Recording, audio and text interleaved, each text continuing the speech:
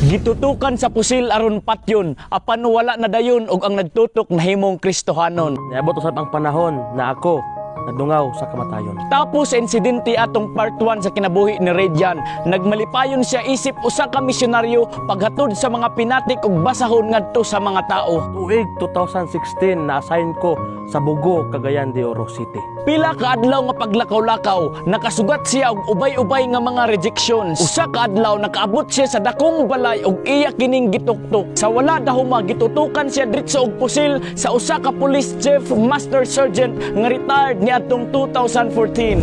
Dito, iya kong disingkahan, iya kong dibalikas, og nalaan ko nakabit siyang asawa og mga sakit na istorya iyang dipangingon sa kuwa. Tungod sa kahadlok, wala na siya kabalo kung unsay buhaton kay dili man siya pa-explainon sa iyang tuyo. Iya kong dignan, finally, nasakpa na yung tika, og iyang didot ang pusil sa kong ulo, og iya kong dignan, patyo na tika. Sa dihang iyang nakita ang agresibong mupatay gyud, iyang gihangyo nga mo-offer sa pag-ampo sa ulahing higayon.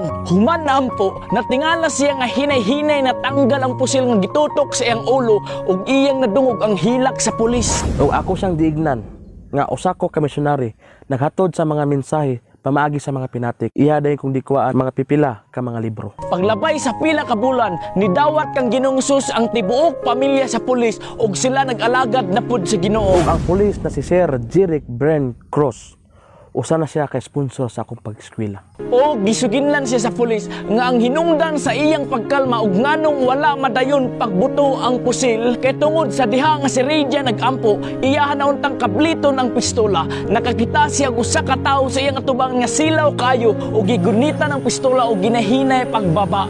Nasulayan na bapud nimo ang milagro ug gahom sa Ginoo.